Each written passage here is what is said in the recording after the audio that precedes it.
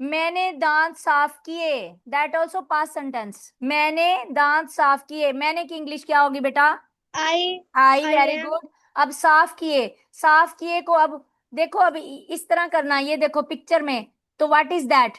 क्या कर रहा है ये? Teacher brush. Brush, very good. Brush itself एक वर्ब है, ठीक है। तो पास्ट सेंटेंस में क्या हो जाएगा? ब्रश। ब्रश के साथ पास्ट सेंटेंस में क्या लगाएंगे बेटा? उसकी सेकंड फॉर्म क्या है ब्रश की? जैसे मैंने आपको बताया था, उसमें आपने कहना है कि मैंने ब्रश किया, तो कैसे बोलोगी?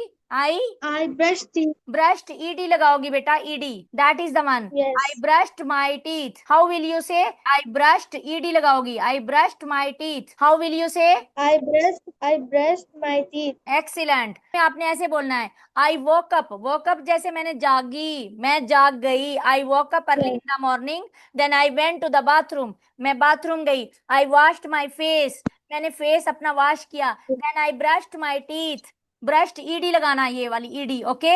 आई ब्रश्ड, मैंने अपने दांत साफ किए। आई ब्रश्ड माई टीथ, ओके बेटा।